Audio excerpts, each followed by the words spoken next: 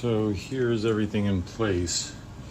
So this will be the light, the power switch for these gauges because they need power to be illuminated. I want to protect them, so I put tape over them.